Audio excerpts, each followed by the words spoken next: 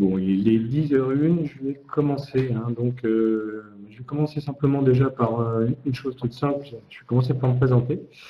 Donc, moi, je m'appelle Patrick Aubry, je suis responsable de formation de la société Distram. Alors, nous mettons en place des formations dans le domaine de la maintenance préventive conditionnelle, à savoir tout ce qui va toucher la thermographie, l'analyse d'énergie électrique, la détection d'ultrasons, l'analyse des vibrations, que ce soit dans le domaine industriel ou aussi dans le domaine du bâtiment, pour les mesures de thermographie bâtiment, d'infiltrométrie, et puis toute une partie aussi réservée à un domaine un petit peu différent, mais qui touche le domaine de l'efficacité énergétique, puisqu'on a un acteur assez important dans ce domaine-là. Alors, je vais juste très rapidement présenter la société pour ceux qui ne me connaissent pas. Donc, Distram, c'est une société qui est dans sa 37e année.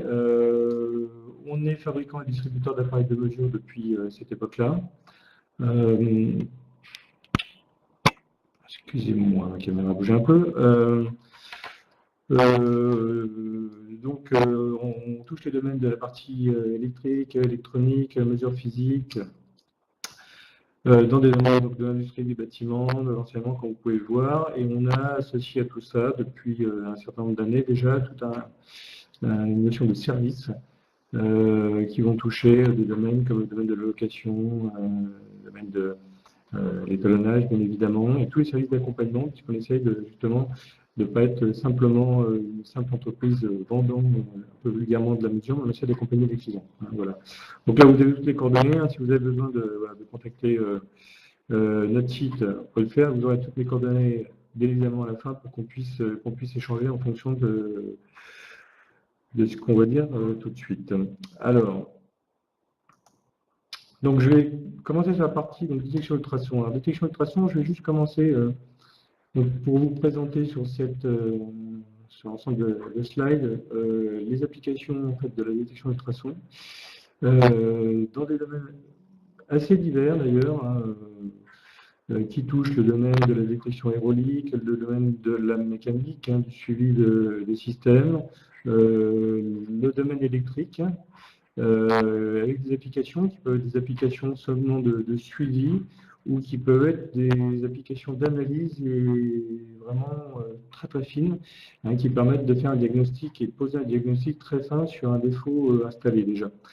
Donc on va être un petit peu à l'instar de ce qu'on peut voir pour ceux qui connaissent le domaine de la vibration.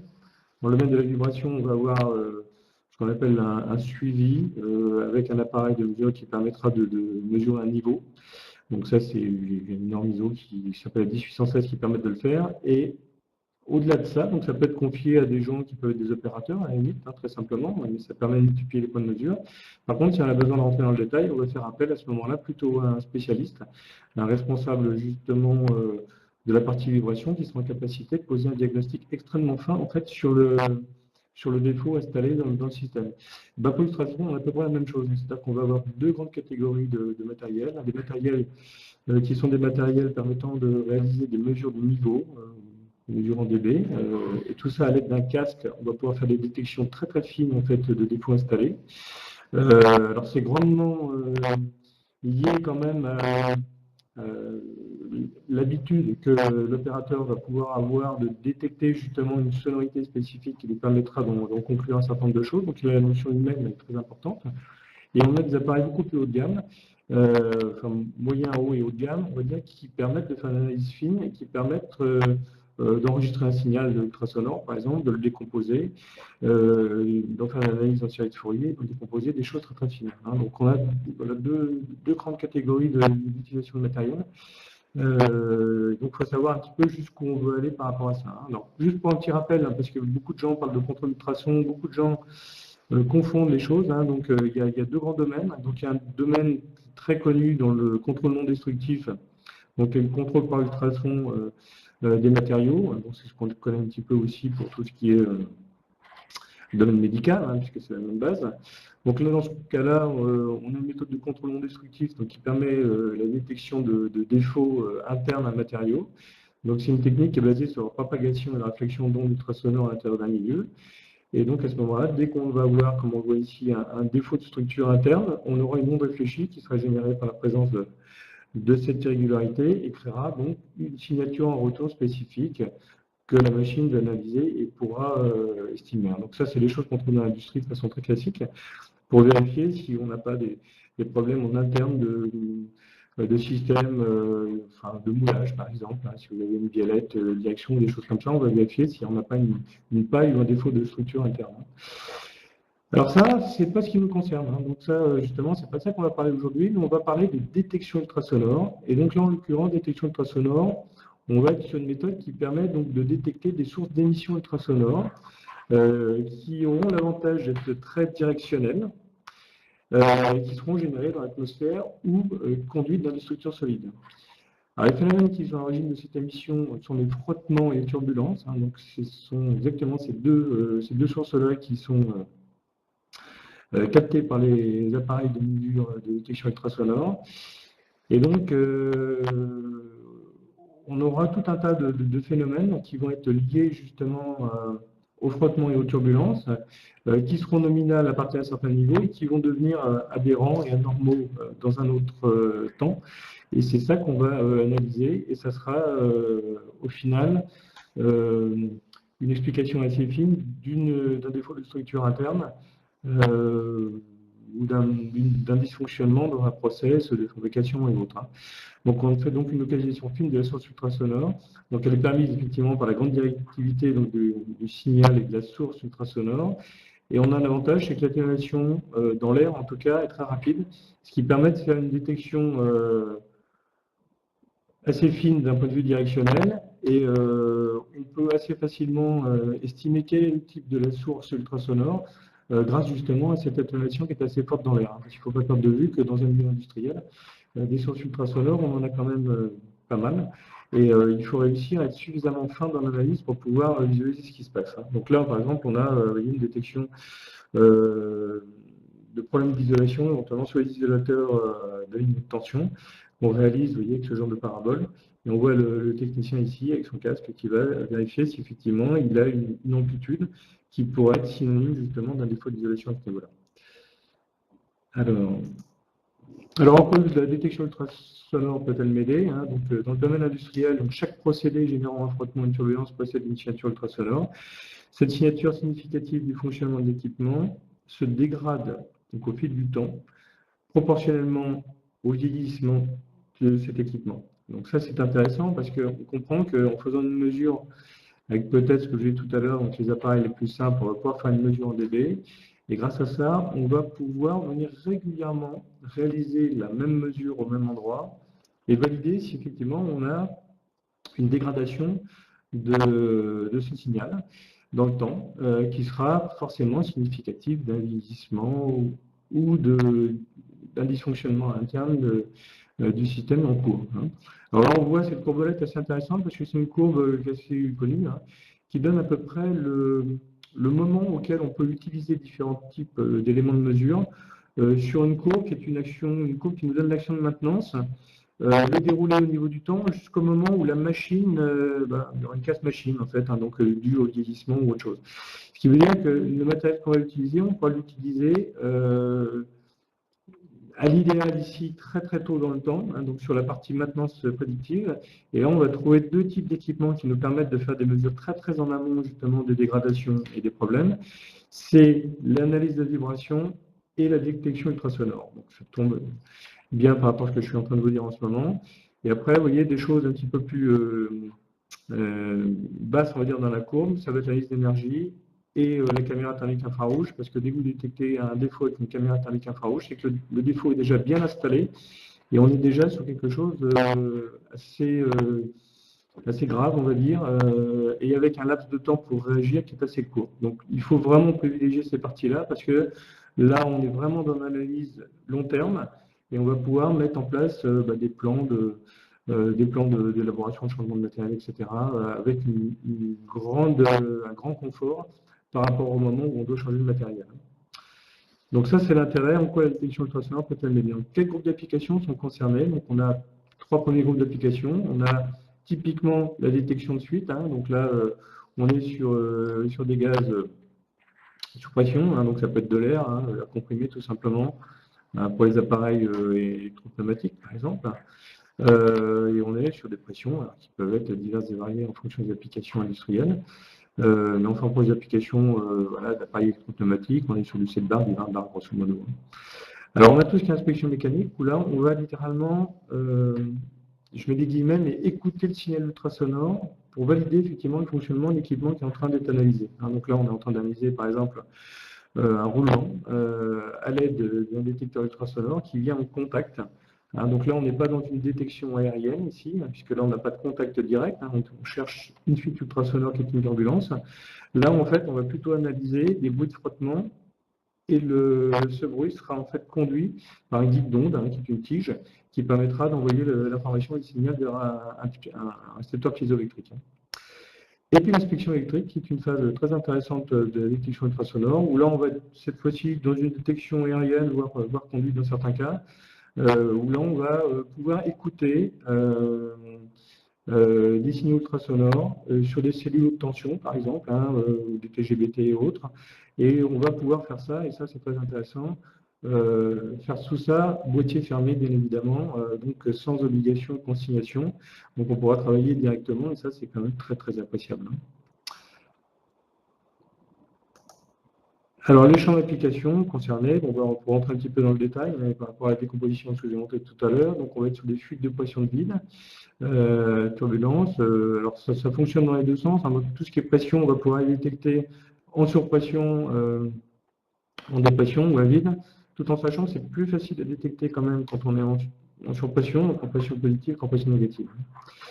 Donc l'air comprimé, alors ça va être intéressant pour voilà, toute la partie industrie, mais aussi tout ce qui va être services médicaux, par exemple, avec les gaz médicaux qui peuvent être transmis bien évidemment tout à l'intérieur d'un hôpital, et on va pouvoir analyser, faire des recherches de fuite dans ce domaine-là, et je sais que ça peut être important, et surtout, c'est un coût très important. Donc hydrogène, échangeur de chaleur, on va pouvoir tester l'étanchéité de l'échangeur de chaleur, on va pouvoir valider les chaudières, les condenseurs, les réservoirs, les tanks, les tuyauteries, on va pouvoir tester l'étanchéité des vannes, vérifier si c'est une vanne essuie-arme, vérifier le fonctionnement des purgeurs, par exemple. On va pouvoir tester tout ce qui est équipement électrique, je vous l'ai dit tout à l'heure, avec différents types d'effets dans les armoires qui vont être des effets de couronne, l'effet de Corona, tous les problèmes sur les boîtes de distribution, transformateurs. On va pouvoir tester tout ce qui est décharge partielle, tous les tracking, et donc vérifier l'état d'isolation d'une cellule haute tension, et vérifier si potentiellement on ne risque pas à un moment ou à un autre d'avoir un problème assez drastique qui peut se terminer par un flash qui risque d'être assez définitif. Inspection mécanique, là on va être plus dans l'écoute de fonctionnement, donc le roulement à billes, on va pouvoir tester tout ce qui manque de lubrification, des faux de pompe de dépassage, les moteurs, les emballages boîtes de vitesse, les ventilateurs, les compresseurs, tout ce qui est transporteur, tapis roulant et autres. Et ça touche donc tous ces domaines-là, bien évidemment, mais c'est pas définitif, ça, mais là on touche automobile, le ferroviaire, la marine, l'aviation, de façon générale, tout ce qui est industriel, et c'est ce que je disais tout à l'heure, tout ce qui va être médical, et aussi un petit peu plus largement tout ce qui va être test d'enceinte, dont on veut vérifier l'étanchéité, donc je vais montrer juste derrière de quoi il retourne. Alors, c'est ici. Alors, comment fonctionne un détecteur ultrasonore? Alors, les fréquences analysées donc, à l'aide d'un détecteur ultrasonore débutent donc juste au-dessus de la limite d'audition humaine. Donc, on sera au-dessus du 20 kHz, bien que 20 kg, il y a assez peu d'humains qui ont la capacité d'avoir une audition jusqu'à 20 kg, mais peu importe. Donc 20 kg et on va jusqu'à 100 kHz. Donc le détecteur, en plus de réaliser une mesure du niveau exprimé, donc on fait une mesure en dB, ça s'exprime comme ça, effectue une conversion des fréquences ultrasonores en fréquences audibles.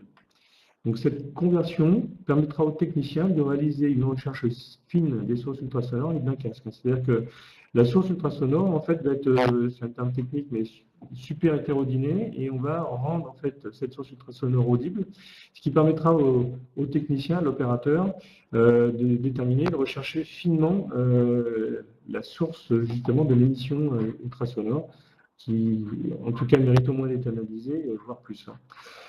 Alors, on voit qu'il y a différentes fréquences auxquelles on va travailler en fonction des différents domaines. Donc, dès qu'on est dans l'aérolique ou d'électrique, on va travailler sur des fréquences qui sont de l'ordre de 40 kHz. Dès qu'on va travailler sur les organes mécaniques pour vérifier les fonctionnements de roulement, de paliers mécaniques, on va être à 30 kg. Dès qu'on va travailler sur des vannes ou des purgeurs, on va plutôt être sur les 25 kHz. Et dès qu'on va être sur des fuites souterraines, derrière des murs, dans des armoires fermées, etc., on sera plutôt sur les 20 kHz. Donc voilà, il faut avoir ça. Alors là, c'est pareil au niveau du matériel. Vous allez avoir du matériel qui va travailler sur les fréquences fixes.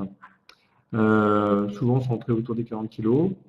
Par contre, vous avez du matériel qui a, et ça c'est très intéressant, la possibilité d'avoir un réglage de fréquence. En général, vous pouvez balayer l'ensemble de la gamme des 20 à 100 kHz, ce qui vous permet, sur un site, quand vous avez des sources ultrasonores croisées avec des fréquences différentes, de pouvoir être sélectif et de choisir précisément ce qui vous intéresse. Donc ça, c'est aussi un des facteurs de choix du matériel qui est à prendre en compte.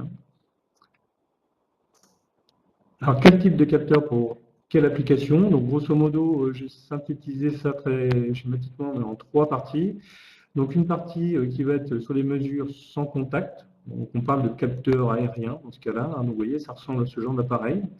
Donc, il y a différents types de capteurs. Vous voyez des capteurs ici qui ont un angle assez large avec une très bonne sélectivité. Là, on est sur des capteurs, vous voyez ici, qui sont avec un angle d'analyse beaucoup plus resserré.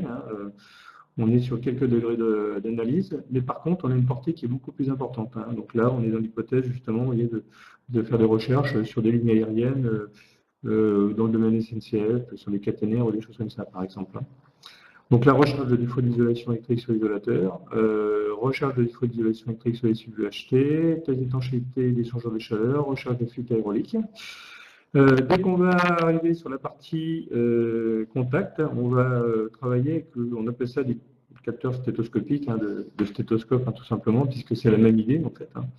Donc là, vous voyez, on est sur un appareil qui ressemble à ça, avec un capteur ici, sur lequel vous avez une tige métallique, qui en fait est juste un guide d'onde, et par contre, le capteur piézoélectrique est ici et va transmettre son information après à l'appareil.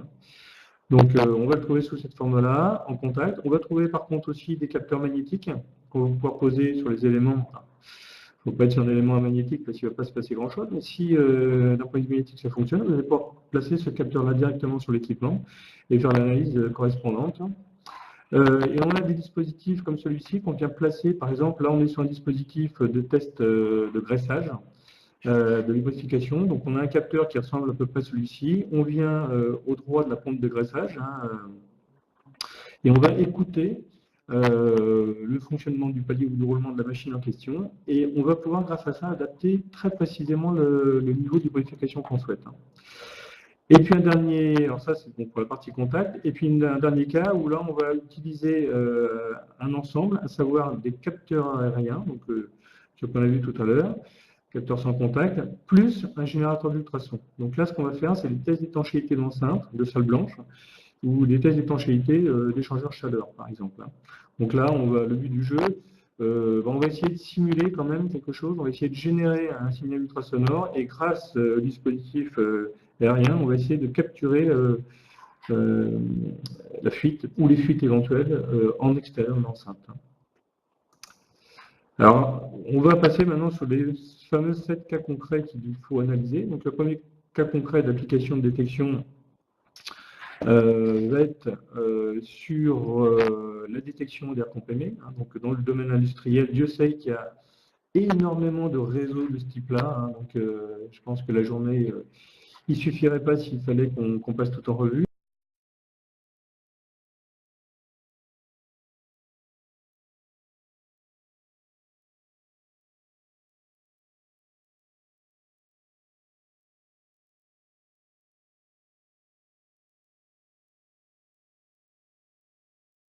Mais voilà, donc l'idée, vous voyez, vous avez un opérateur ici qui a un détecteur ultrasonore avec un capteur aérien et qui va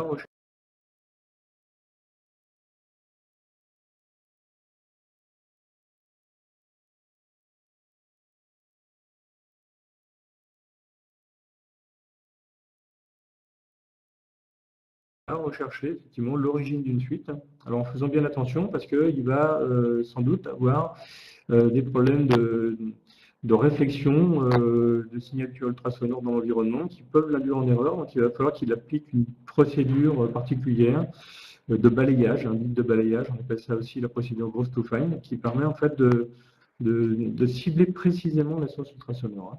Alors, je vous ai mis un petit système ici qui vous permet de voir l'importance de tout ça quand même, hein. Donc, sur des réseaux d'air comprimé, sur des sites industriels, en fonction du diamètre de la fuite, vous avez le débit ici, hein. Donc, je suis en newton-mètre, enfin, c'est des mètres cubes par heure. Vous avez en fonction du, alors là, oui, je suis sur un système 7 bar, hein. Là, vous avez donc la perte énergétique par fuite en kilowattheure par an que ça représente. Et donc, en fonction du coût du kilowattheure, on essaie d'estimer à peu près le coût de la fuite par an. Donc, vous voyez qu'une fuite sur un système 7 bar avec un système qui fonctionne 6000 heures par an, une fuite de 0,5 mm, ça va coûter entre de 42 et 84 euros par an. Donc, tout ça, vous imaginez bien que sur un réseau industriel,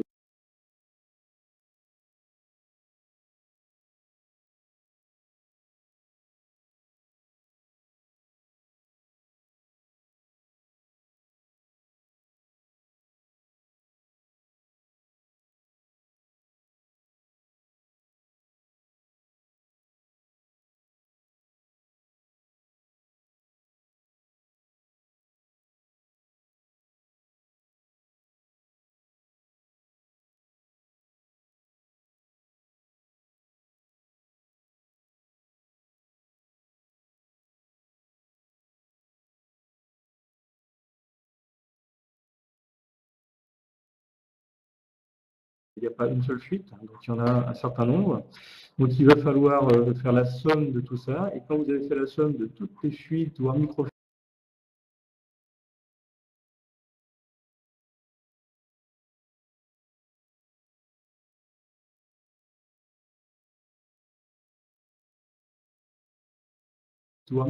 que vous avez sur votre réseau, ben vous allez vous apercevoir que vous allez arriver sur des coûts induits industriels qui vont être de cet ordre-là. Vous voyez, par exemple, là on est sur une fuite équivalente 8 mm.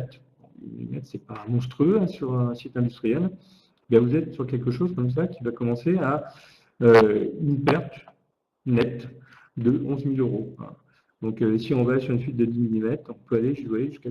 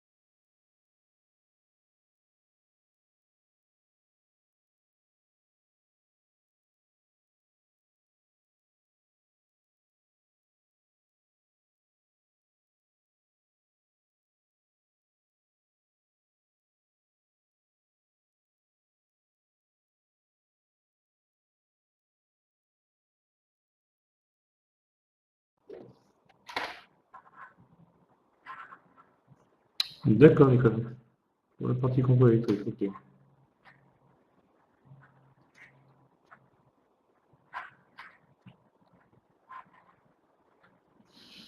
Bon, on y est presque. On va attendre encore une petite minute, 2 petites minutes avant de commencer.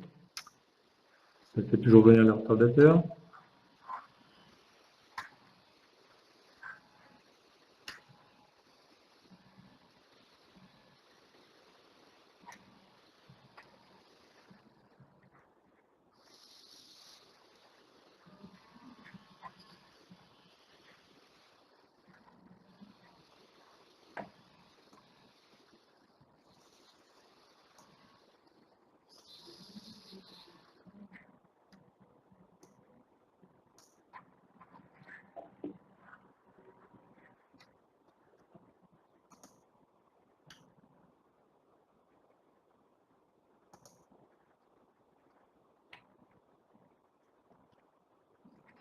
Bon, il est 10h01, je vais commencer. Donc, je vais commencer simplement déjà par une chose toute simple. Je vais commencer par me présenter.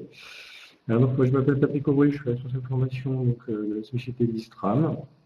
Alors, nous mettons en place des formations dans le domaine de la maintenance préventive conditionnelle, à savoir tout ce qui va toucher la thermographie, l'analyse d'énergie électrique, la détection ultrason, l'analyse des vibrations, que ce soit dans le domaine industriel ou aussi dans le domaine du bâtiment, pour les mesures de thermographie bâtiment, d'infiltrométrie, et puis toute une partie aussi réservée à un domaine un petit peu différent, mais qui touche le domaine de l'efficacité énergétique, puisqu'on a un acteur assez important dans ce domaine-là.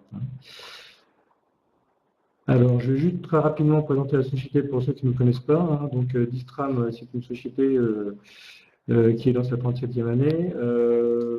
On est fabricant et distributeur d'appareils de mesure depuis cette époque-là. Excusez-moi, la caméra a bougé un peu.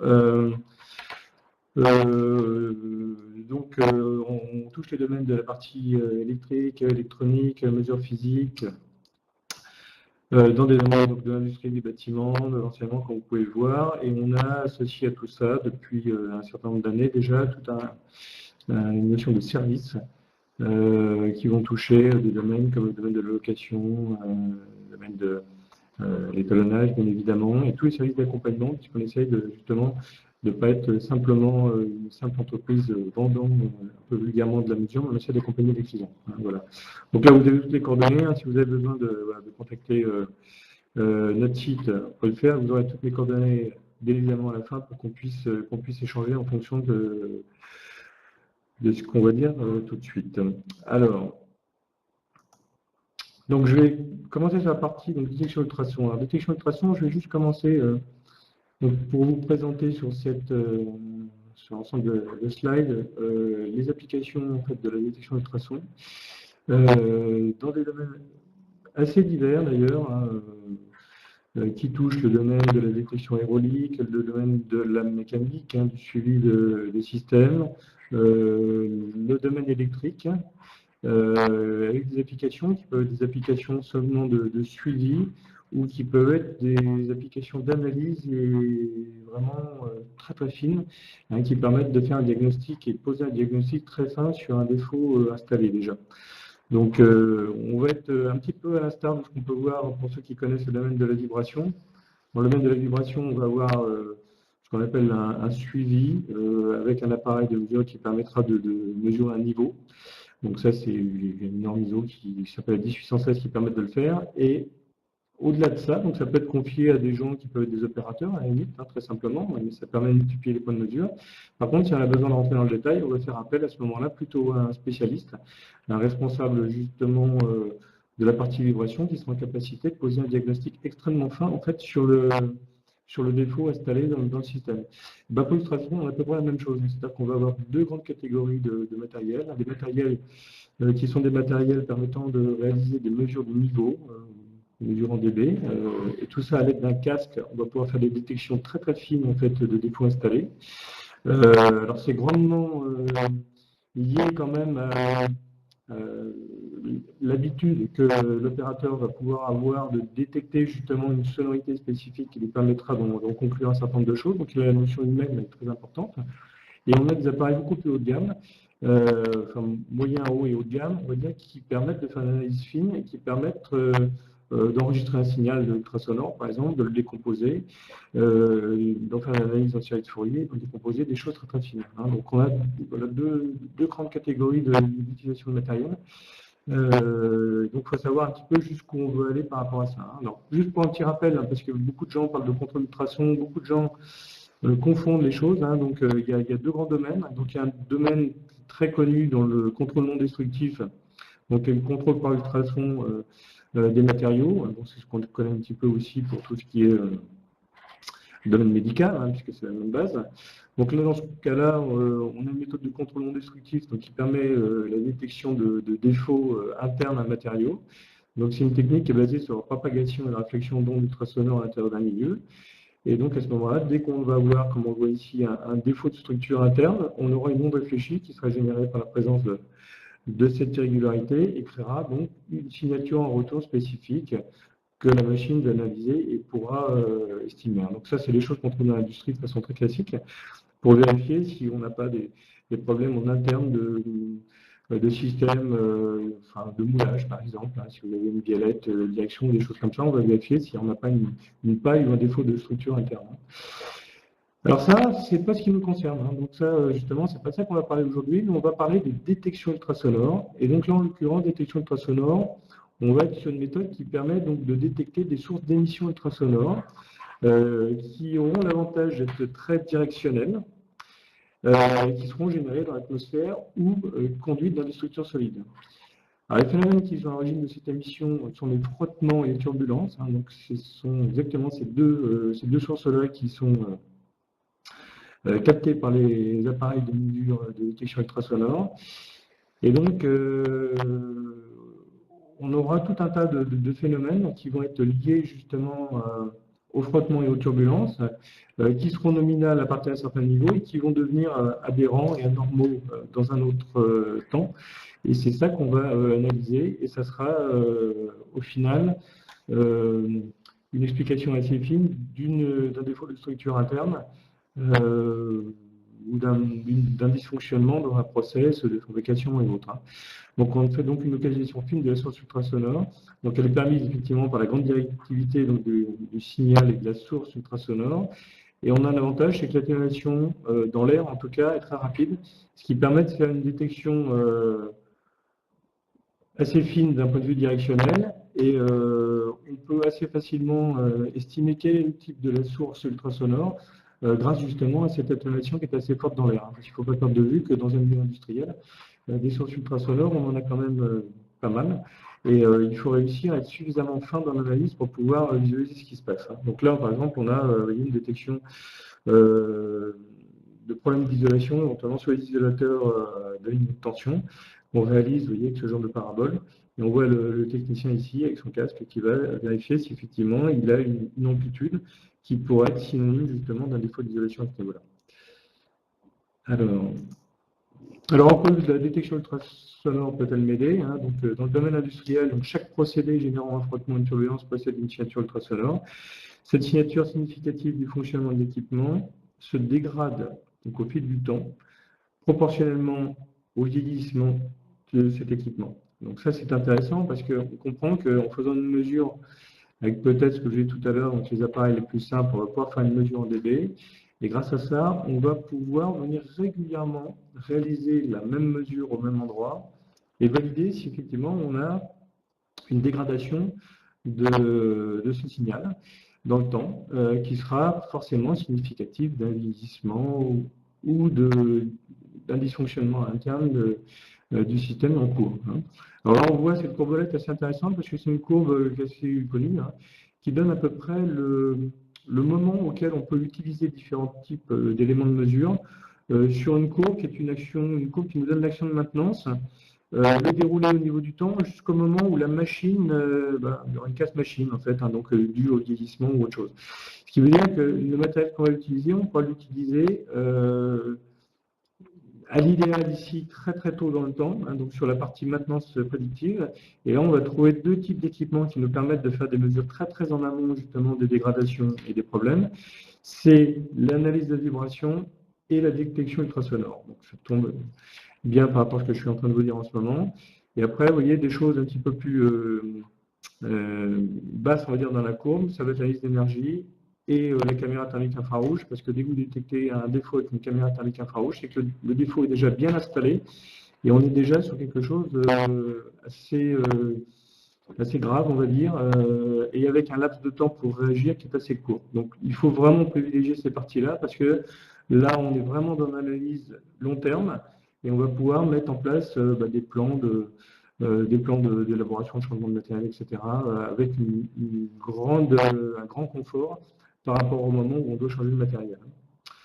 Donc ça, c'est l'intérêt. En quoi la détection ultrasonore peut-elle m'aider? Quels groupes d'applications sont concernés? Donc on a trois premiers groupes d'applications. On a typiquement la détection de fuite. Donc là, on est sur des gaz sous pression. Donc ça peut être de l'air, l'air comprimé tout simplement, pour les appareils électropneumatiques par exemple. Et on est sur des pressions alors, qui peuvent être diverses et variées en fonction des applications industrielles. Mais enfin, pour les applications voilà, d'appareils électropneumatiques, on est sur du 7 bar, du 20 bar, grosso modo. Alors, on a tout ce qui est inspection mécanique, où là, on va littéralement, je mets des guillemets, mais écouter le signal ultrasonore pour valider effectivement le fonctionnement de l'équipement qui est en train d'être analysé. Donc là, on est en train d'analyser, par exemple, un roulement à l'aide d'un détecteur ultrasonore qui vient en contact. Donc là, on n'est pas dans une détection aérienne ici, puisque là, on n'a pas de contact direct. On cherche une fuite ultrasonore qui est une turbulence. Là, en fait, on va plutôt analyser des bruits de frottement et ce bruit sera en fait conduit par un guide d'onde, qui est une tige, qui permettra d'envoyer l'information et le signal vers un récepteur piézoélectrique. Et puis l'inspection électrique, qui est une phase très intéressante de la détection ultrasonore, où là on va cette fois-ci dans une détection aérienne, voire conduite dans certains cas, où là on va pouvoir écouter des signaux ultrasonores sur des cellules haute tension, par exemple, des TGBT et autres. Et on va pouvoir faire ça, et ça c'est très intéressant, faire tout ça, boîtier fermé bien évidemment, donc sans obligation de consignation. Donc on pourra travailler directement, et ça c'est quand même très très appréciable. Alors, les champs d'application concernés, on va rentrer un petit peu dans le détail, mais par rapport à la décomposition, ce que j'ai montré tout à l'heure. Donc, on va être sur des fuites de pression de vide, turbulence. Alors, ça fonctionne dans les deux sens. Donc, tout ce qui est pression, on va pouvoir les détecter en surpression, en dépression ou à vide, tout en sachant que c'est plus facile à détecter quand même quand on est en surpression, donc en pression positive qu'en pression négative. Donc, air comprimé, alors ça va être intéressant pour voilà, toute la partie industrie, mais aussi tout ce qui va être services médicaux, par exemple, avec les gaz médicaux qui peuvent être transmis bien évidemment tout à l'intérieur d'un hôpital, et on va pouvoir analyser, faire des recherches de fuite dans ce domaine-là, et je sais que ça peut être important, et surtout, c'est un coût très important. Donc hydrogène, échangeur de chaleur, on va pouvoir tester l'étanchéité des échangeurs de chaleur, on va pouvoir valider les chaudières, les condenseurs, les réservoirs, les tanks, les tuyauteries. On va pouvoir tester l'étanchéité des vannes, vérifier si c'est une vanne essuie-arme, vérifier le fonctionnement des purgeurs, par exemple. On va pouvoir tester tout ce qui est équipement électrique, je vous l'ai dit tout à l'heure, avec différents types d'effets dans les armoires qui vont être des effets de couronne, l'effet de Corona. Tous les problèmes sur les boîtes de distribution, transformateurs. On va pouvoir tester tout ce qui est décharge partielle, tous les trackings. Et donc vérifier l'état d'isolation d'une cellule de tension, et vérifier si potentiellement on ne risque pas à un moment ou à un autre d'avoir un problème assez drastique qui peut se terminer par un flash qui risque d'être assez définitif. Inspection mécanique, là on va être plus dans l'écoute de fonctionnement, donc le roulement à billes, on va pouvoir tester tout ce qui manque de lubrification, des faux de pompe de dépassage, les moteurs, les emballages boîtes de vitesse, les ventilateurs, les compresseurs, tout ce qui est transporteur, tapis roulant et autres. Et ça touche donc tous ces domaines-là, bien évidemment, mais c'est pas définitif ça, mais là on touche automobile, le ferroviaire, la marine, l'aviation, de façon générale, tout ce qui est industriel, et c'est ce que je vais tout à l'heure, tout ce qui va être médical, et aussi un petit peu plus largement tout ce qui va être test d'enceinte, dont on veut vérifier l'étanchéité. Donc je vais montrer juste derrière de quoi il retourne. Alors, ici. Alors, comment fonctionne un détecteur ultrasonore? Alors, les fréquences analysées donc, avec d'un détecteur ultrasonore débutent donc juste au-dessus de la limite d'audition humaine. Donc, on sera au-dessus du 20 kHz, bien que 20 kg. Il y a assez peu d'humains qui ont la capacité d'avoir une audition jusqu'à 20 kg, mais peu importe. Donc 20 kg et on va jusqu'à 100 kHz. Donc le détecteur, en plus de réaliser une mesure du niveau exprimé, donc on fait une mesure en dB, ça s'exprime comme ça, effectue une conversion des fréquences ultrasonores en fréquences audibles. Donc cette conversion permettra aux techniciens de réaliser une recherche fine des sources ultrasonores et d'un casque. C'est-à-dire que la source ultrasonore, en fait, va être, c'est un terme technique, mais super hétérodynée, et on va rendre en fait cette source ultrasonore audible, ce qui permettra aux techniciens, à l'opérateur, de déterminer, de rechercher finement la source justement de l'émission ultrasonore, qui, en tout cas, mérite au moins d'être analysée, voire plus. Alors, on voit qu'il y a différentes fréquences auxquelles on va travailler en fonction des différents domaines. Donc, dès qu'on est dans l'aérolique ou d'électrique, on va travailler sur des fréquences qui sont de l'ordre de 40 kHz. Dès qu'on va travailler sur les organes mécaniques pour vérifier les fonctionnements de roulement, de paliers mécaniques, on va être à 30 kg. Dès qu'on va travailler sur des vannes ou des purgeurs, on va plutôt être sur les 25 kHz. Et dès qu'on va être sur des fuites souterraines, derrière des murs, dans des armoires fermées, etc., on sera plutôt sur les 20 kHz. Hein. Donc voilà, il faut avoir ça. Alors là, c'est pareil au niveau du matériel. Vous allez avoir du matériel qui va travailler sur les fréquences fixes. Souvent centré autour des 40 kg. Par contre, vous avez du matériel qui a, et ça c'est très intéressant, la possibilité d'avoir un réglage de fréquence. En général, vous pouvez balayer l'ensemble de la gamme des 20 à 100 kHz, ce qui vous permet, sur un site, quand vous avez des sources ultrasonores croisées avec des fréquences différentes, de pouvoir être sélectif et de choisir précisément ce qui vous intéresse. Donc ça, c'est aussi un des facteurs de choix du matériel qui est à prendre en compte. Alors, quel type de capteur pour quelle application? Donc, grosso modo, j'ai synthétisé ça très schématiquement mais en 3 parties. Donc, une partie qui va être sur les mesures sans contact. Donc, on parle de capteurs aériens dans ce cas-là. Hein, vous voyez, ça ressemble à ce genre d'appareil. Donc, il y a différents types de capteurs. Vous voyez des capteurs ici qui ont un angle assez large avec une très bonne sélectivité. Là, on est sur des capteurs, vous voyez ici, qui sont avec un angle d'analyse beaucoup plus resserré. Hein, on est sur quelques degrés d'analyse, mais par contre, on a une portée qui est beaucoup plus importante. Hein. Donc là, on est dans l'hypothèse, justement, vous voyez, de faire des recherches sur des lignes aériennes, dans le domaine SNCF, sur les caténaires ou des choses comme ça, par exemple. Donc la recherche de défauts d'isolation électrique sur l'isolateur, recherche de défauts d'isolation électrique sur les cibles UHT, test d'étanchéité des échangeurs de chaleur, recherche de fuite aérolique. Dès qu'on va arriver sur la partie contact, on va travailler avec, on appelle ça des capteurs stéthoscopiques, hein, de stéthoscope, hein, tout simplement, puisque c'est la même idée en fait. Hein. Donc là, vous voyez, on est sur un appareil qui ressemble à ça, avec un capteur ici, sur lequel vous avez une tige métallique, hein, qui en fait est juste un guide d'onde. Et par contre, le capteur piézoélectrique est ici et va transmettre son information après à l'appareil. Hein. Donc, on va le trouver sous cette forme-là, en contact. On va trouver par contre aussi des capteurs magnétiques qu'on va pouvoir poser sur les éléments. Il ne faut pas être sur un élément magnétique parce qu'il ne va pas se passer grand-chose. Mais si, d'un point de vue magnétique, ça fonctionne, vous allez pouvoir placer ce capteur-là directement sur l'équipement et faire l'analyse correspondante. Et on a des dispositifs comme celui-ci qu'on vient placer. Par exemple, là, on est sur un dispositif de test de graissage. De lubrification. Donc on a un capteur qui ressemble à peu près à celui-ci. On vient au droit de la pompe de graissage hein, et on va écouter le fonctionnement du palier ou du roulement de la machine en question et on va pouvoir grâce à ça adapter très précisément le niveau de lubrification qu'on souhaite. Hein. Et puis un dernier, alors ça c'est bon pour la partie contact, et puis un dernier cas où là on va utiliser un ensemble, à savoir des capteurs aériens, donc ce qu'on a vu tout à l'heure, capteur sans contact, plus un générateur d'ultrasons. Donc là, ce qu'on va faire, c'est des tests d'étanchéité de l'enceinte, de salle blanche, ou des tests d'étanchéité d'échangeurs chaleur, par exemple. Donc là, le but du jeu, on va essayer de simuler quand même quelque chose, on va essayer de générer un signal ultrasonore, et grâce au dispositif aérien, on va essayer de capturer la fuite, ou les fuites éventuelles, en extérieur de l'enceinte.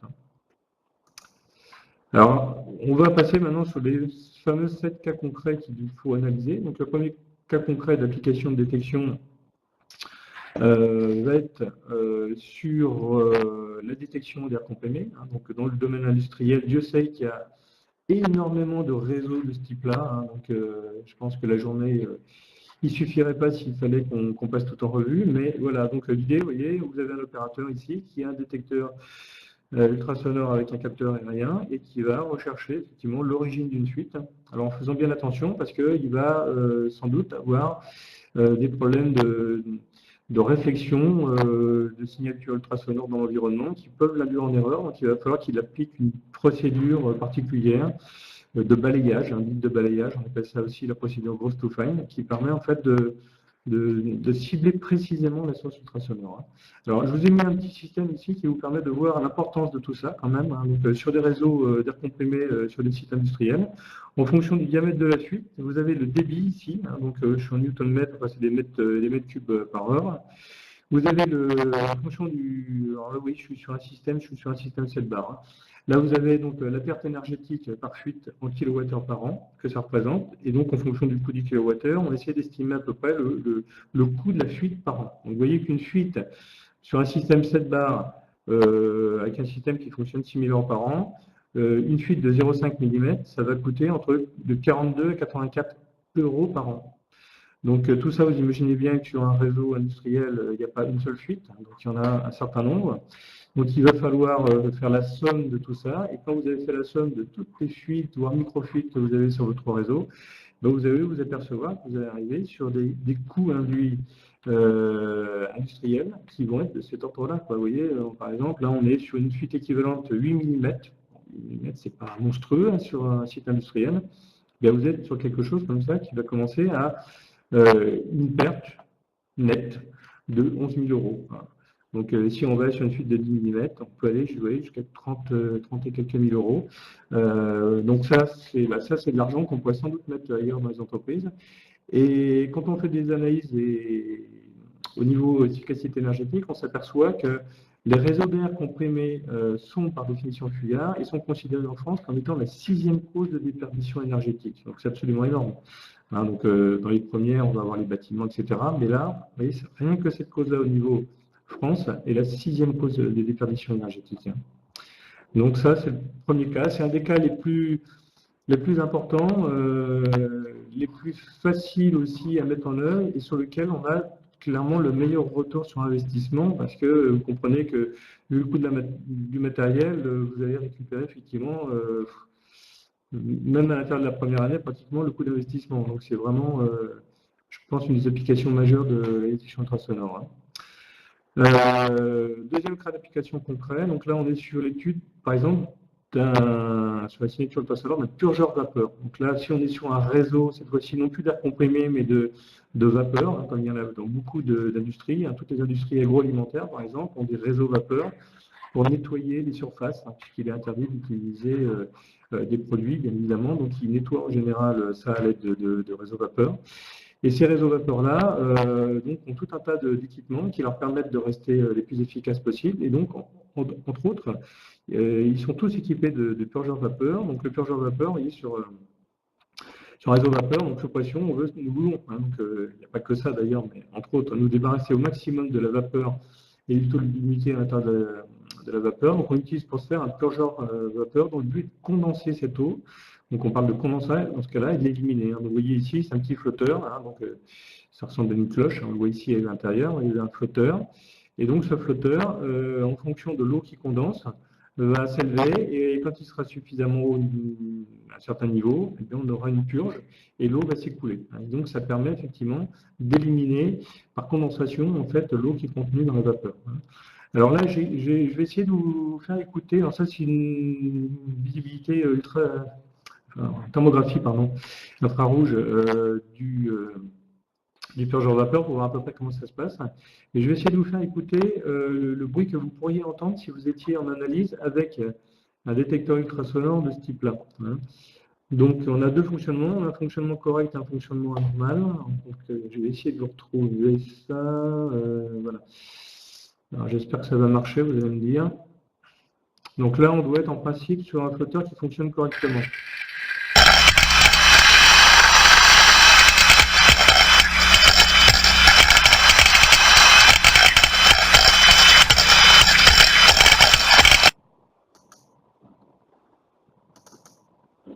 Voilà, donc c'est un petit bout de casserole, hein, mais je suis désolé, mais en tout cas, c'est exactement voilà, le bruit de fonctionnement que va entendre l'opérateur. On entend, vous voyez, toutes les alternances de ce flotteur-là, qui en fonction de la condensation, phénomène rapide en l'occurrence sur ce genre d'équipement, va en permanence être en fonctionnement, en position repos, fonctionnement, etc. Et ces systèmes-là ont des cycles qui sont bien précis et qui permettent de savoir ce qui se passe. Donc là, je vais me mettre en fonctionnement anormal cette fois-ci.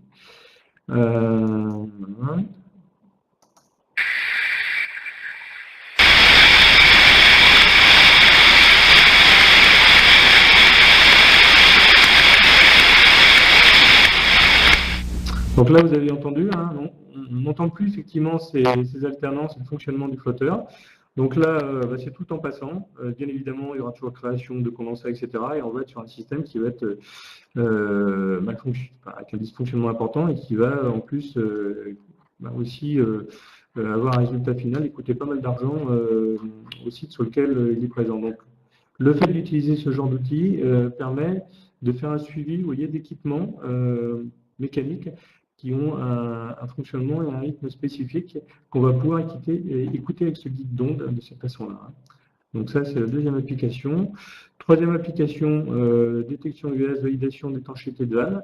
Donc on va pouvoir vérifier si une vanne est étanche ou pas. Il y a, sur les sites industriels, vous avez des sites industriels comme des centrales nucléaires par exemple, où vous avez des milliers de vannes. Et bien évidemment qu'en fonction du type de vanne, qu'il soit de la commande, de la régulation du bypass, quand on veut que ça fonctionne, il faut que ça fonctionne, bien évidemment. Si on veut couper une vanne, il est hors de question qu'elle soit fuyarde. Donc il est absolument important d'utiliser ça. Et on va réaliser des mesures en amont et en aval de la vanne. Et grâce à ces mesures, on va pouvoir savoir si, malgré qu'on l'ait complètement fermée, on a un dysfonctionnement et elle laisse s'échapper une partie du liquide. Ici. Donc là, on a des mesures. Donc, par exemple, vous voyez, si vous avez une vanne qui est fuyarde, en général, vous avez un niveau mesuré ici qui peut être supérieur au niveau que vous avez en A et en B et supérieur au niveau que vous avez en D. Donc ça, en général, c'est assez caractéristique d'une vanne fuyarde avec des turbulences qui vont se créer. Donc ça va nous permettre de réaliser cette chose-là, ce qui est une application aussi très intéressante de la partie ultrasonore. Détection, alors là on est dans une application un petit peu différente, c'est celle dont je vous parlais tout à l'heure. On va mettre un générateur dans une enceinte et on va écouter de l'extérieur ce qui se passe. Donc vous voyez, un petit exemple, chez des marques d'automobiles premium par exemple, vous allez mettre un générateur à l'intérieur et vous allez, grâce à un détecteur ultrasonore, écouter si effectivement vous avez un certain nombre de fuites au niveau des joints extérieurs. Ce qui permettra de rectifier ça très en amont. Donc, c'est une signature sonore qui est très très particulière, justement, qui nous permet de ne pas les confondre avec autre chose. Je vais essayer de vous faire écouter le bruit que fait un modulateur, un générateur modulateur de ce type-là. Ça fait un bruit qui ressemble à ça. Donc, c'est très caractéristique, on ne peut pas le confondre avec autre chose.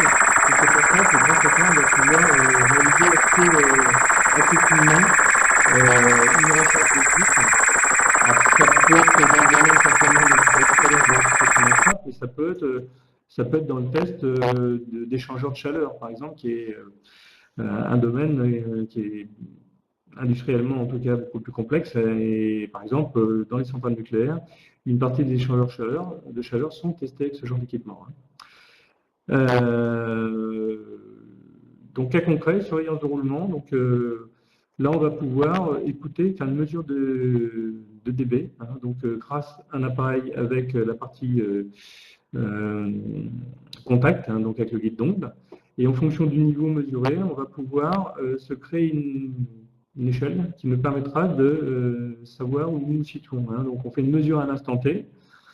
Une fois qu'on aura une mesure différente de moins 8 dB, on sait qu'on va commencer à arriver dans une partie avec un manque de lubrifiant. Moins 12 dB, on commence à avoir des défauts microscopiques. Moins 16 dB, des défauts visuels, un peu comme celui qu'on peut voir ici sur l'intérieur d'un roulement. Et quand vous êtes à moins de 35 dB, il y a une urgence absolue, donc il faut absolument interagir. Donc une fois qu'on fait cette mesure-là, on va pouvoir la reporter après sur un graphique à l'aide d'un logiciel qui s'appelle UltraTrend et qui nous permettra donc de tracer ce genre de courbe. Et grâce à ce genre de courbe, on aura une prévisibilité de l'évolution de la mesure, de la dégradation de l'élément en question et de prévoir le changement du matériel. Donc là, juste pour vous montrer un petit peu le bruit que fait un roulement fonctionnel.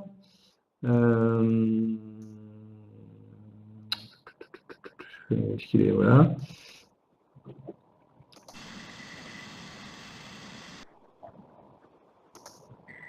Donc voilà, c'est un espèce, vous voyez, un roulement fonctionnel qui est bien lubrifié, qui n'a pas de difficulté particulière, c'est comme un bruit d'eau.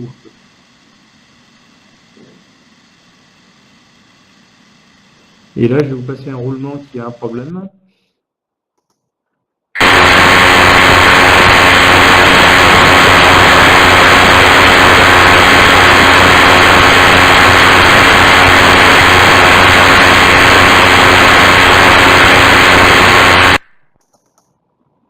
Vous voyez, on est sur un signal sonore qui est beaucoup plus timbré, donc avec beaucoup plus d'harmonique en interne, et donc la mesure en dB sera bien évidemment beaucoup plus basse, et on pourra en déterminer qu'effectivement le roulement commence à se détériorer. Ça va être un problème sur les billes du roulement en fait. Là, cette fois-ci, détection de défauts sur des cellules de tension. Donc là, on va pouvoir valider la dégradation des niveaux d'isolation de l'armoire, donc avec des effets de couronne, des effets de tracking, des charges partielles, d'arcage. Et donc, je vais essayer de vous donner, là, non seulement vous allez entendre le son, mais voir le type de forme d'onde que ça crée, hein, puisque là, on fait l'analyse avec un appareil un petit peu plus haut de gamme qui nous permet de faire des enregistrements et donc de décomposer le signal pour poser un diagnostic beaucoup plus fin. Alors là, je vais essayer de vous montrer ce qu'est un effet Corona sur une cellule haute tension, si tant est que je trouve. Oui, alors ça, c'est en temporel. Donc là, c'est en fonction du temps, ce que vous allez entendre.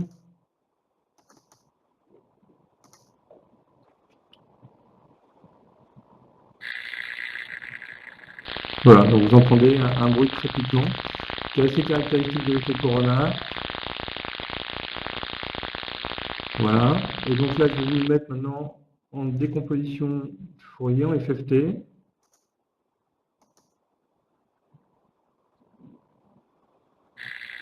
Voilà, donc on a FFT, et là on retrouve, vous voyez, le 50 Hz, de façon assez précise.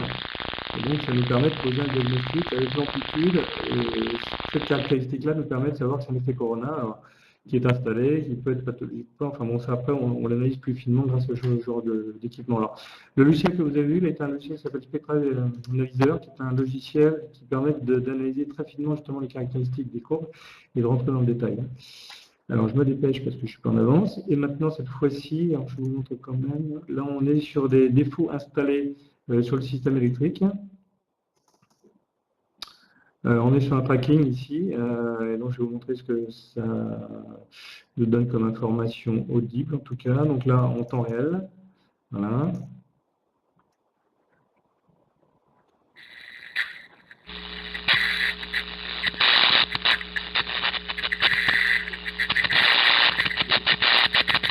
Et on est sur on n'est pas comme sur le phénomène tout à l'heure où on avait un bruit audible, là on est vraiment sur les phénomènes saccadés en fait. Et là, le petit dernier, là je vous le mets en temps réel, en FFT. Et là, on voit que la courbe est plus erratique que celle qu'on avait tout à l'heure. Ah non, je suis dans l'effet Corona, excusez-moi. Je n'ai pas pris le bon. Effectivement, ça m'étonne. Voilà, ça doit être celui-là, en théorie, l'Arkin, oui.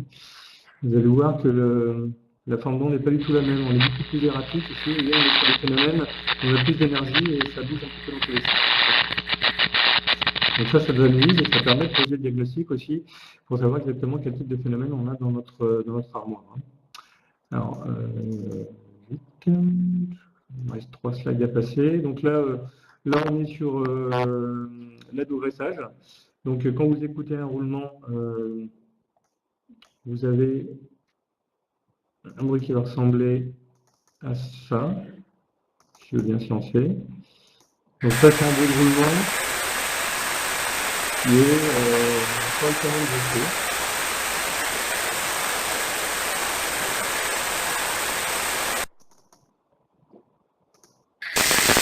Ça, c'est un roulement sur le système de problème installé et qui manque de précision. Vous voyez, on a un bruit qui fait un petit peu plus d'informations, mais à la fois des autres.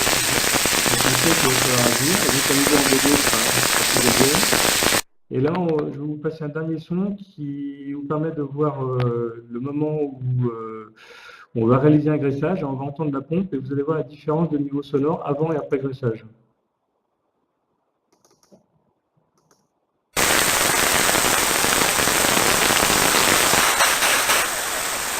Voilà, donc il y a eu la pompe, maintenant, oui, c'est un peu plus bas.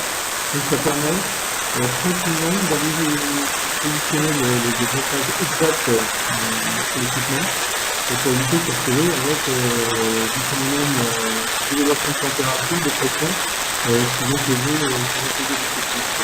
Parce que ça va faire des micro-communications qui vont dégrader fortement cet équipement. Alors, en conclusion, donc, la technologie de détection par ultrasons est un excellent outil de maintenance préventive conditionnelle pour le domaine industriel. Donc, la mise en place de cette technologie se combine facilement avec les process déjà présents dans l'entreprise en les renforçant. Donc, c'est assez facile à intégrer effectivement sur déjà des process mis en place. La mise en place de cette technologie se combine donc avec les éléments précédents. Cette technique permet également de localiser et de résoudre des dysfonctionnements coûteux pour l'entreprise. Et pour vous guider, vous accompagner sur la mise en place de détection ultrasons. Donc éventuellement, si à un moment ou à un autre cette technologie vous intéresse, donc je vous invite déjà à prendre contact. Et puis éventuellement, nous avons aussi un certain nombre de formations qui sont mises en place sur ce genre de choses. Donc une formation qui s'appelle US2, qui est une formation sur 2 jours à l'utilisation du matériel. Et on a aussi des formations qualifiantes et certifiantes qui viennent d'organismes comme l'ASMT, qui est un organisme américain spécialiste dans le domaine du contrôle non destructif.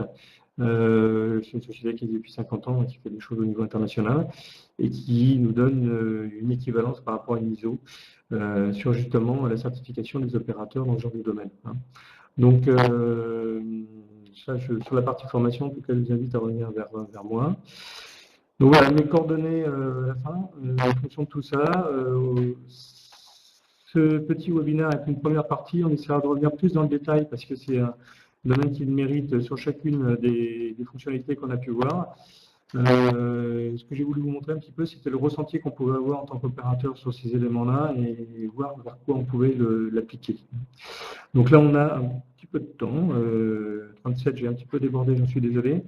Mais bon, là, je suis là pour répondre à vos questions en fonction de tout ça. Donc, je vous invite à me poser. Il y a déjà un certain nombre de questions qui avaient été posées.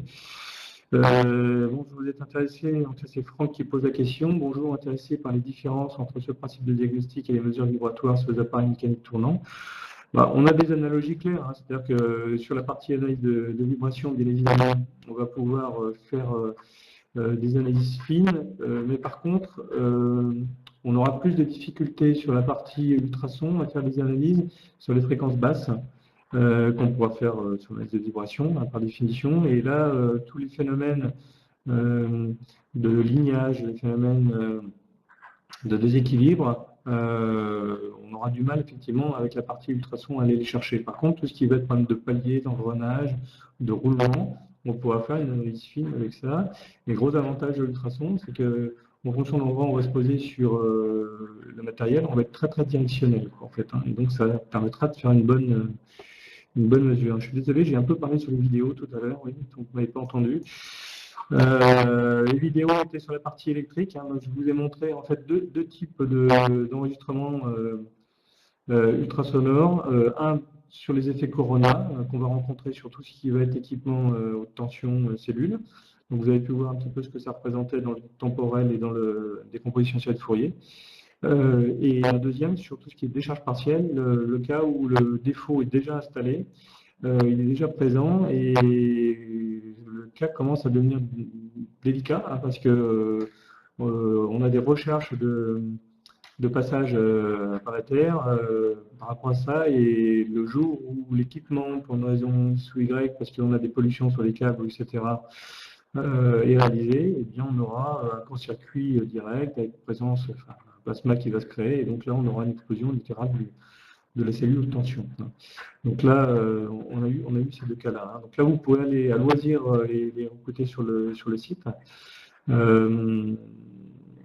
Est-ce que voilà, ça commence à écrire? Si vous avez des questions, je suis tout à fait prêt à y répondre.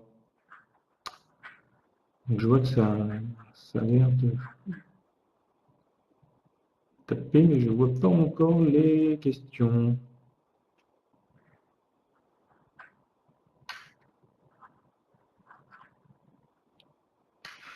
Oui, je peux rentrer dans des choses plus fines, effectivement, hein, sur ces parties-là. Donc là, on s'est basé effectivement à simplement la détection, on va dire, à l'aide d'un détecteur ultrasonore d'une source de fuite. Par contre, on peut rentrer dans des choses beaucoup plus fines en fonctionnant sur des niveaux sonores, sur des dispositifs de qualification de la mesure. Et là, on peut rentrer sur des mesures de débit, hein. Donc, il existe des équivalences et on peut rentrer sur ces parties-là, hein. Donc ça, oui, on va essayer de mettre quelque chose en place là-dessus. À la rentrée, hein, de toute manière, c'est la première partie, hein. Donc, je vous invite aussi, vous avez vu, on a un site sur lequel on commence à poster un certain nombre de conférences sur différents domaines. Donc, je vous invite à vous associer justement au site d'Istram par rapport à ça, Interweb Wikio, pour pouvoir suivre tout ça, hein. Alors, dans un domaine, attendez, je vais essayer de répondre. Donc, non, j'ai répondu. Alors, donc, le sujet de la détection de fuite sur un réseau de distribution de fuite que la porteur, quelle limite de profondeur avez-vous dans le domaine urbain? Alors ça, c'est plus délicat, hein. Ça, c'est effectivement des fuites qui sont parfois un petit peu plus difficiles à retrouver. Tout dépend effectivement du domaine, du niveau de pression qu'on peut avoir, et vraiment le type du milieu dans lequel on travaille il va nous donner la possibilité de faire une détection ou pas de fuite effectivement par rapport à ça. Donc ça, je rentrerai un peu plus dans le détail. J'invite à revenir vers moi par ailleurs si vous le souhaitez, qu'on va un petit peu plus dans ça, parce que c'est un domaine qui est assez particulier, qui demande vraiment beaucoup de développement, et dans le temps que j'ai, j'aurais clairement pas le temps de le faire, hein. À quelle distance entend-on une fuite d'air comprimé? Ça dépend de la pression, ça dépend du niveau de la fuite.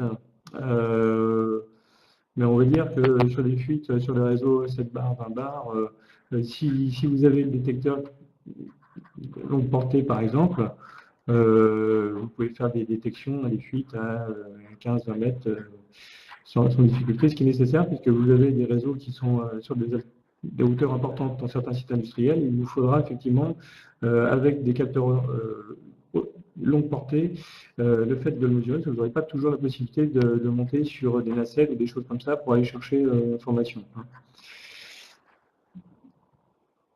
D'accord, ok.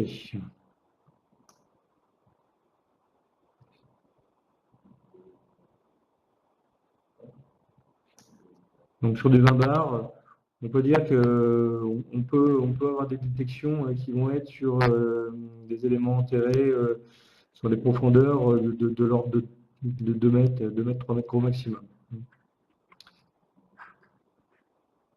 Bien, ben, bonne journée à Joyce et à très bientôt, j'espère, pour la suite de nos aventures sur la détection ultrasonore. Donc, je suis encore un petit moment. Si vous avez des questions, c'est avec grand plaisir. Je vois qu'il y a une question qui est non. Donc, ben, merci Alain, à très bientôt. Alors, pour une petite histoire, c'est un dispositif aussi qui est très très complémentaire d'autres types d'équipements.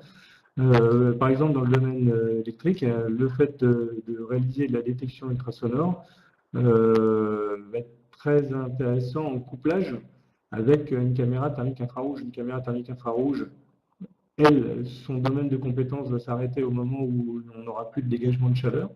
Et il se trouve que quand on a des défauts d'isolation, on n'a pas de dégagement de chaleur. Et donc, les deux outils sont extrêmement complémentaires. Pour faire un test complet sur les équipements électriques, en général, les professionnels du domaine ont une caméra avec eux et ont toujours également, bien évidemment, un détecteur ultrasonore en complément. Alors, avez-vous quelque chose sur les mesures vibratoires? Alors, oui, je vous en ai parlé un petit peu tout à l'heure sur les détecteurs ultrasonores. Donc, là, on peut rentrer sur un certain nombre d'informations. Si vous voulez, en aparté, on peut en parler. Sinon, après, il y a des choses un petit peu plus spécifiques, mais vraiment vibratoires cette fois-ci, sur les appareils de mesure selon l'ISO 10816, ou des dispositifs qui permettent de faire du diagnostic, ou même éventuellement aussi des diagnostics qui permettent de faire du lignage laser. Ça, c'est des choses effectivement qu'on a dans nos domaines, hein, dans nos catalogues, il n'y a aucun problème. Ça, c'était pour Franck, hein, c'était pour répondre à Franck. Bien, Fabienne, bonne journée, à très bientôt, merci.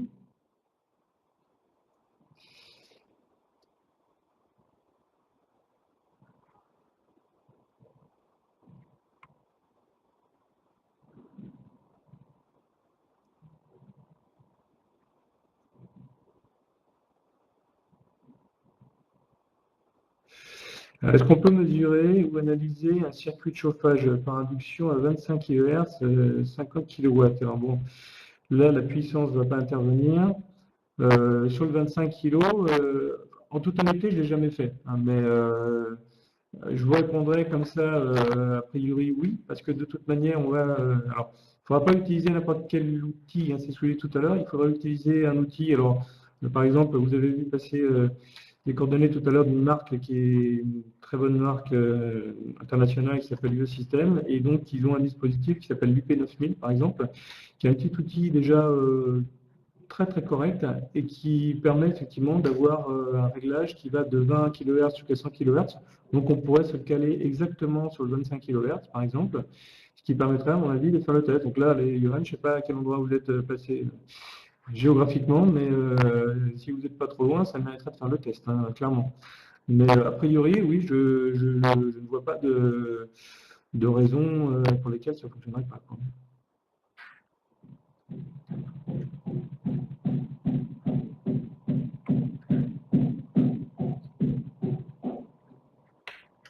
Johan est en train de me répondre.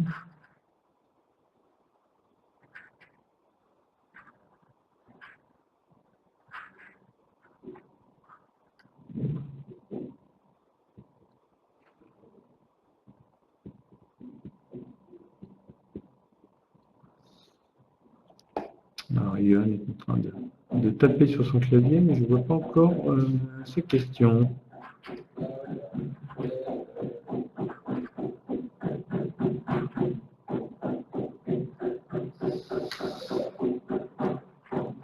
Donc voilà, en tout cas, bon, par rapport à ce qu'on a pu dire aujourd'hui sur tout ça, je pense qu'on peut peut-être en rester là. Je vous invite aussi quand même, voilà, je vous l'ai redit, mais de faire un petit tour sur notre site formation également. Et puis en complément de tout ça, que ce soit sur l'application purement détection ultrasonore ou sur les autres, hein, c'est pas un souci, je vous invite à me contacter. Donc Johan est situé en Savoie, il a bien de la chance. 20 km de champ de plusieurs fois haute température, 15,5 kW, c'est 25,6. Bah ça, je ne l'ai pas dit tout à l'heure, mais donc Distral est une société qui a une couverture nationale. Hein, donc on a un certain nombre de collègues de région qui ont des compétences technico-commerciales. Et ça, je peux voir ça avec à minima tout de suite le collègue qui s'occupe de votre région, voir si effectivement on peut lui envoyer un appareil et vous pouvez faire un test. Ce serait une bonne chose, à mon avis, pourquoi pas. Hein. Donc, je vous invite, Johan, à nous contacter par rapport à ça. Alors, vous avez mes coordonnées et on essaiera de traiter au mieux votre demande, mais ça mérite un test en toute évidence.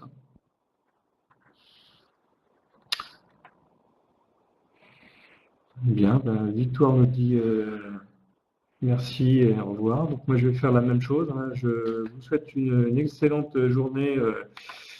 Je ne vais pas vous dire au frais parce que ça ne va pas être facile aujourd'hui ou qu'on soit en France, mais en tout cas à très bientôt et bonne journée à tous. Merci, au revoir.